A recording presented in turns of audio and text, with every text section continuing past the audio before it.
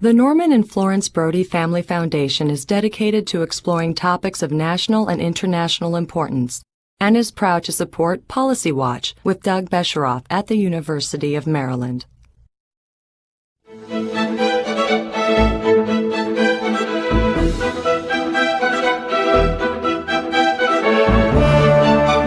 From the University of Maryland, this is Policy Watch with Doug Besheroff. The Civil Rights Movement brought many African American thinkers and leaders to the forefront of American consciousness. Among the most influential were Thurgood Marshall and Martin Luther King Jr. Both shared a vision of an America free of discrimination, but their methods of achieving change were very different. Who were these important men, and what is their legacy? To find out, Policy Watch is joined this week by Juan Williams, Senior Correspondent for National Public Radio and author of Eyes on the Prize, America's Civil Rights Years, 1954 to 1965. And now, Doug Besheroff. Juan Williams, welcome to Policy Watch and the University of Maryland. Good to be with you, Doug. We're delighted to have you. My first question is Juan Williams. Doesn't exactly sound like an African-American name. Well, it's not too far off. In fact, we have a basketball player in this town, Juan Dixon, so we have some Juans around. But in my case, it's evidence of really my family heritage. I was born in Panama. I had one grandfather from Jamaica who went to Panama to build the canal, and that's where he died. Wow. And the other grandfather also went to Panama from the Caribbean, but he went there to open a restaurant for the people, the laborers on the canal. So what you had was sort of the diaspora from Africa, from India, from Pakistan, from Asia, all collecting in the Caribbean, and then workers being collected around the Caribbean to build, which was at the time and still is an engineering marvel, the Panama Canal. So that's how I was born there, and my mom brought 3 kids to Brooklyn, New York when I was 3 years old. My sister's 10 years older, so the idea was they were going to get her into an American high school and give her the best chance for success in life. She did pretty well, went on to Swarthmore and Harvard. And so I guess the family value of education is really represented in her success and hopefully in mine. I was struck when I was reading your various books, and we'll talk about them today, about the fact that you are basically the first generation of your family in this country. True. I'm the first generation of my family. My family came from Soviet Georgia. And if our grandfathers, if our fathers ever knew that we'd be sitting here Incredible. Yeah. talking about America, right, when we come from someplace else. It's just fabulous.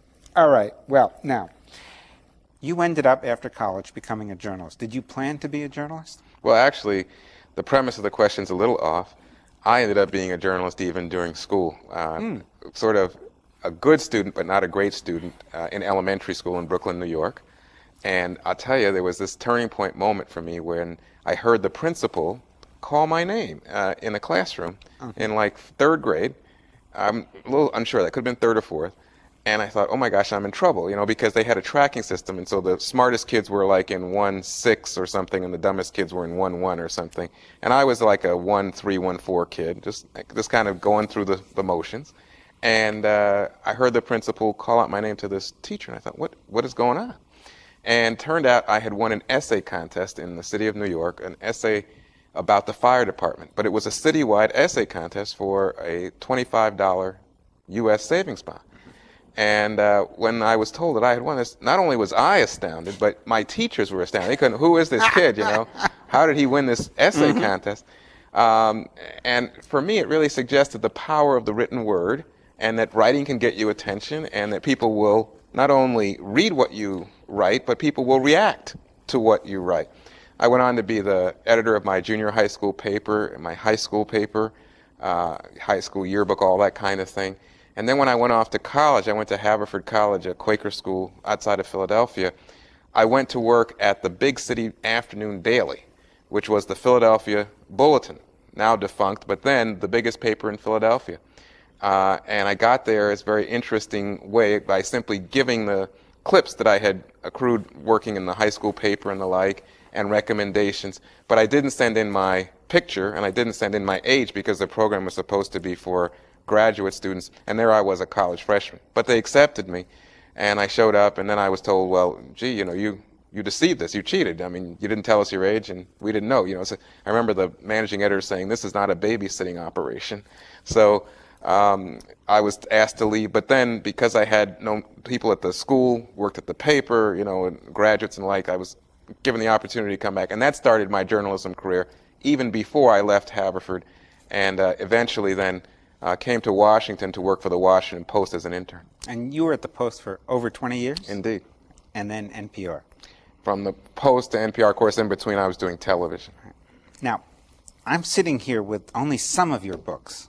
Thurgood Marshall, American Revolutionary, Eyes on the Prize, which we'll talk about in a minute, and almost my favorite, which is My Soul Looks Back in Wonder. But before we talk about the books, I want to ask why you're writing them, because you could just be a journalist covering politics and whatever, but you're clearly taking time from that career to do these books. And they are of a theme, right? Absolutely, they're up apart, and I think that it's also part of my life as a journalist. I was covering the White House for the Washington Post back when Ronald Reagan was president.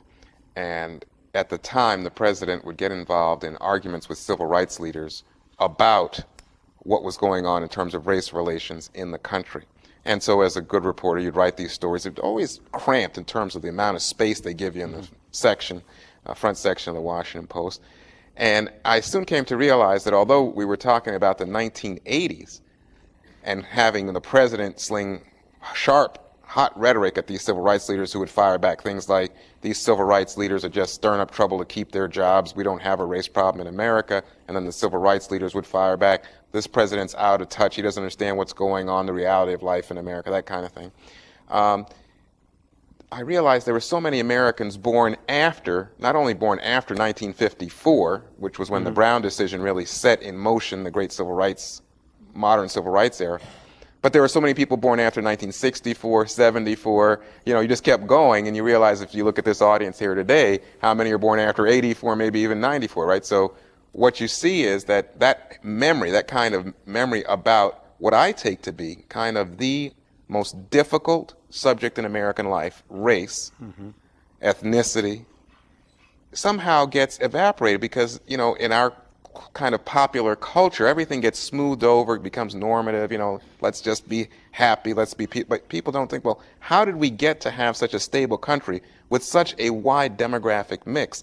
And that's what I wanted to do. And I started going back and telling stories about, in the Sunday section where I'd have more space to write, about issues like education, integration of schools, busing, affirmative action in terms of contracting. And I thought, well, this is a wonderful opportunity to do longer treatments, longer pieces. That led a man named Henry Hampton, who was working on a documentary project called Eyes on the Prize, to ring me up.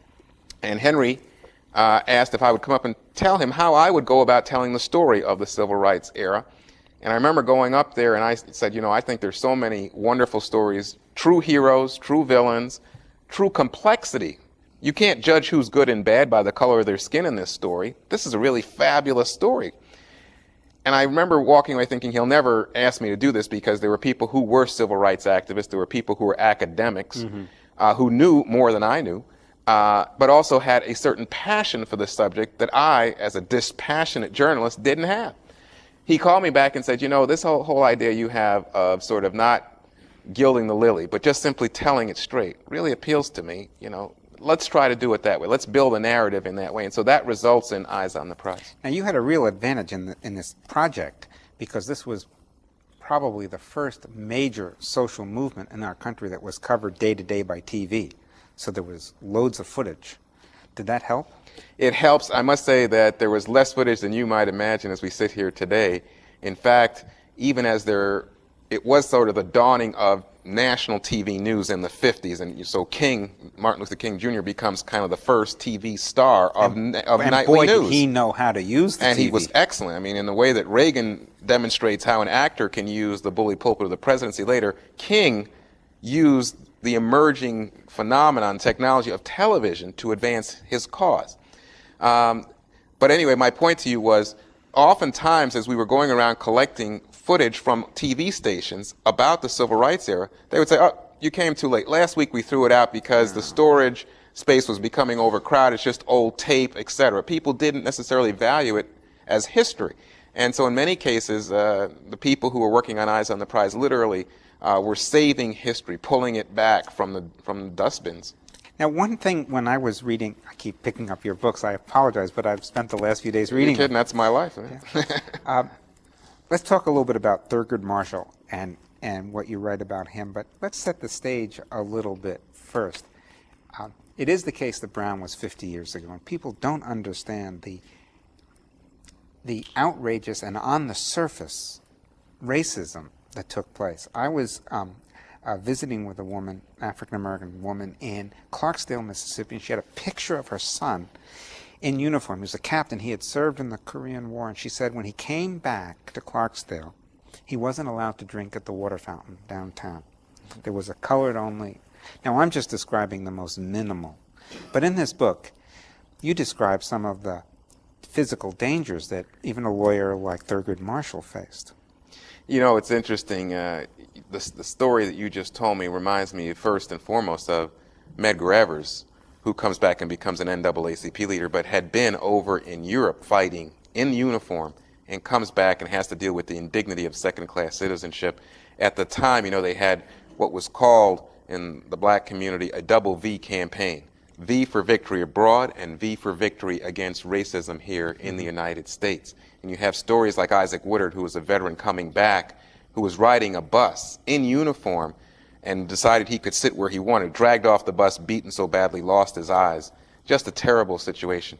In the case of Thurgood Marshall, you know, some stories just so rich. Marshall told me at one point he was on a train going down south, got off because he had to switch trains, went to get a sandwich, was told that he had to go around back to get the sandwich, goes around back, complies with the local segregationist custom. But when he goes around back, there's a sheriff standing there and tells him, you know, N-word, boy, if you're here when the sun goes down, you'll be dead because the sun's never set on an N person in this town.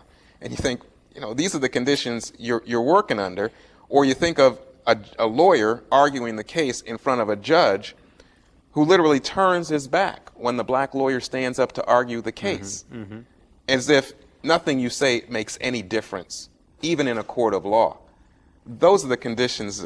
It's just stunning. It's hard to convey to people in this time. They think we're telling, like, you know, Lincoln saying, "Oh, I walked 5 miles to school every morning." They think, you know, you must be kidding. But it's the reality of our country. And it was in our lifetimes. It's this point which how quickly we forget, because this was only 30 and 40 years ago. But it is 30 and 40 years. We should not let the North off the hook here. You lived in Brooklyn. I lived in Queens. There are all these parallels here. And I can remember, it must have been around 1958, that New York City finally integrated its schools. The problem was geographic segregation, not a legal one. But they had drawn the districts in such a way so that middle-class kids were here and the low-income African-American kids were there. And I can remember the first weeks when we suddenly had those people in our school. So the North had its problems as well, didn't it? Oh, without a doubt. I mean, you know, Southerners often like to say that while the South had strict segregation and the North did not have strict segregation, it's more likely the case that black and white lived next door or in the same neighborhood in the South, and that they knew each other and had a sense of the human being behind the skin color. While up north, there wasn't that strict Jim Crow segregation, but there was, in fact, so much of the distance and the stereotyping. And if you think about so many of the controversies that attend school integration, they're much more violent in the North. You think about what happened in Boston with regard to busing and the controversy there. You think of Ocean Hill, Brownsville in New York, our fair hometown, and the difficulties there and the arguments about control of schools, who are the teachers in schools, and communities saying, you know what, we are not being given fair funding for the schools as needed. So much of that happens right up in the northern cities. So I don't think anybody in any part of the country can condescend or patronize anybody else. This is an American problem. Yeah, yeah. Now, when I read the Thurgood Marshall book, the first thing that I thought about was, my God, this was a flashy guy. I'm only used to seeing him in his later years on the Supreme Court, a little crumpled, a little curmudgeon-y, Right. you know, and so forth. But this is one dashing man. Right, really was. You know, and I got to tell you, again, growing up in the 60s in New York, I was much more taken as a young black man with the defiant posture of a Malcolm X or the fiery oratory of Dr. King. And there were those kinds of really gripping people around on television, or you could see them occasionally in public settings. And of course, you had the young people who were going down south, black and white, putting themselves on the line. People like Goodman, Cheney, and Schwerner, who died down in Mississippi. And you think to yourself, man, these are people who are doing something, who are changing America. By comparison, Thurgood Marshall, to me as a young person, was almost non-existent.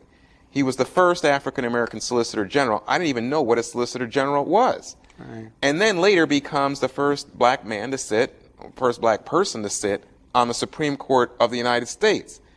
And again, I understood that the Supreme Court is the highest court in the land, but Marshall, he looked so much like an establishment figure, you know, in those thick black cloaks of a Supreme Court justice. He was overweight.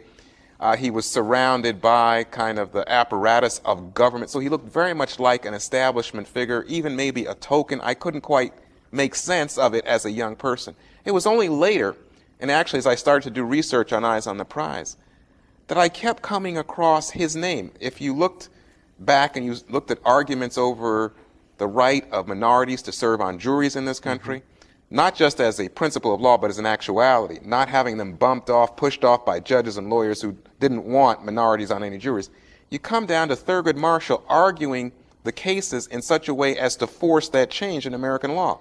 If you remember the use of restrictive covenants in this country that kept blacks, Jews, Hispanics from buying property in the better neighborhoods, again, you say, well, who undid that? And he didn't arrive. And he didn't arrive in these towns in an SUV, right? Oh, and my gosh. Sometimes he arrived in the back of a hearse because, Doug, people would fear that he would be subject to the violence we spoke of earlier, so they would be secreting him about town, moving him night by night from one house to another. Imagine a lawyer who has to work under these conditions. These cases, establishing, as you said, were a long line before Brown v. Board of Education, establishing the right to attend professional schools before college, college before elementary school, the restrictive covenants. All these things were litigation, and Thurgood Marshall was very proud of that history. When someone is very proud of one's accomplishments, sometimes the new kid on the block sort of isn't looked on as favorably. How did he feel about Martin Luther King? He had a difficult time with King. You got to realize, you know, Thurgood Marshall was born in 1908 in Baltimore, Maryland. Martin Luther King was born in 1929. So there's a gap there. Marshall is in mid-career. In fact, he's at the height of his career. And right after the Brown decision of '54, when he gets a call asking, you know, we've got a problem with a bus boycott down in Alabama, Montgomery, and, you know, there's the son of this prominent Atlanta minister, and, you know, would you give some thought to helping out with this situation? Thurgood Marshall is not that very interested in the case, not very interested in this bus boycott. He's interested in larger issues. In fact, he's going on his honeymoon. His first wife has died. He's getting remarried. And he leaves the case for someone else, comes back, and there are all these headlines about this case down in Alabama. And what has emerged is Martin Luther King Jr. And then, only then, does Thurgood Marshall get involved. And in fact, he wins the case that resolves the Montgomery bus boycott and allows for integration of buses in Montgomery. But what you see... You'd never know that. Well, most people know. Again, I didn't know it. Right, you know what I'm right, saying? right. I just think most people underestimate the impact of how this man was changing America by changing America's laws. Subsequent to that, you know, Marshall and King have a sort of distant relationship. King is really a man who stands in the public eye, in front of the television camera that we were speaking of earlier, in the pulpit. Marshall is working away. Marshall's well known, and it's actually quite curious to me as a journalist to realize that when Jet Magazine did a poll and asked people who is the most prominent black American leader in like 1958-59, number one was Thurgood Marshall, not Martin Luther King. And what happens subsequent to that is, as King becomes much more of the public face of mass movement, civil action, if you will, what you see is Thurgood Marshall saying, you know what, we don't need to put all these people in danger. We don't need to have people going into southern jails where they may be abused by sheriffs like Bull Connor or subjected to the terror of dogs attacking them or powerful fire hoses. Instead, he's saying we need to put more effort into voting rights, into civil rights, into court law that will change things permanently. He doesn't go to the Great March on Washington, doesn't think that it's appropriate at that moment, that in fact it may engender more animosity coming from the Congress, which was very uptight. If you recall, in Washington, D.C., they brought out the federal troops and all. They were ready for some horrific thing, all these black people coming to Washington. It was even a question whether President Kennedy would meet with the leaders of the march. Right. Yes, and only subsequently does he agree that because it's gone peacefully, come over to the White House and see me.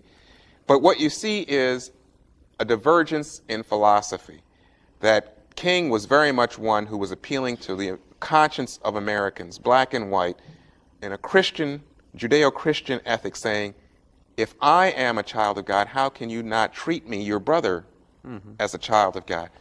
Marshall's in court saying, you know, you could go to the best King speech in the world, but then you'd end up going back home and you might go back to segregated neighborhoods, segregated schools, lack of job opportunities. Marshall saying, if I can defeat segregation in terms of real estate sales, segregation in terms of housing rentals, if I can defeat segregation in terms of hiring, I'm making permanent change that benefits you and generations to come. Yeah. I won't ask you which one was the more effective strategy. We can say both were needed, but I was struck reading a history of Martin Luther King's interactions with President Johnson at the time, that he played Johnson like a violin during the Selma business. Right. With, my goodness, if you can't move this bill, we're going to have another march tomorrow. And it was day to day, and he's calling the president, he's saying, if you don't move this bill, and the president saying, I will. So he did something too. Now that was the voting rights bill. That's right. And I was in Clarksdale, Mississippi, and I watched the impact of that bill.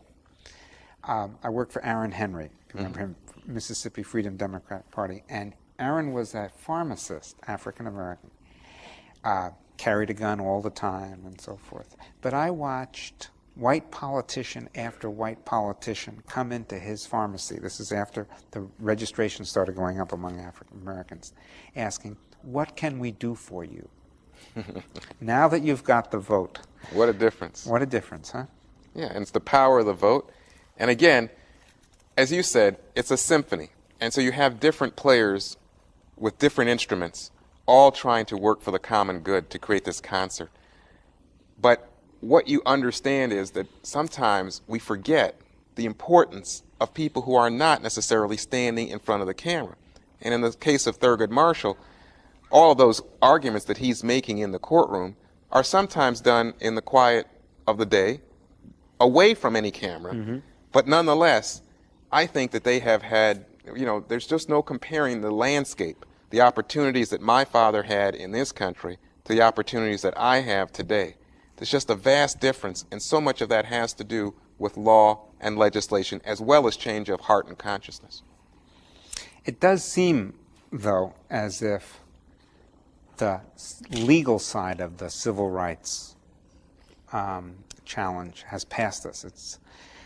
I don't think there's any major legislation that people are calling for now, are they? Or is that just because the Republicans are in the ascendancy? Is there any more legislation to do? Well, there is legislation. I mean, for example, it's to the point of almost paranoia, but there's concern about renewal of the Voting Rights Act as it comes up to make sure that it stays in place and that the right to vote and protections against voter abuse are kept in place, especially in the aftermath of the 2000-2004 elections where there were concerns in that regard.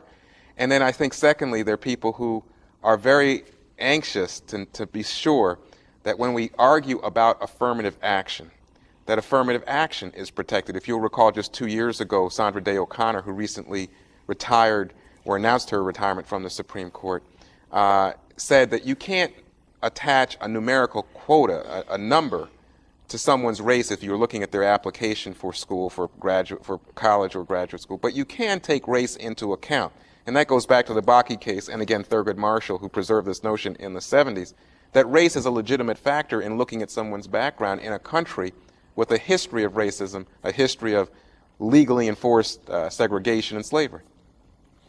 On the voting rights, I'm sure you watch this very carefully. I think my sense of that is the big argument is what happens to the majority-minority districts, the majority black districts, and whether the courts are given the authority to break them up, keep them together. I actually agree with you, but I must say that's not the concern of people who are raising the red flag at the moment. Their concern is about the federal government continuing to keep in place observers, monitors, to make sure that there aren't distinct violations of the voting rights of individual black citizens. Yeah, and that was an issue. We'll talk about it in our next program about the elections of 2000 and 2004. But for now, let me say thank you, Juan. Pleasure, Doug.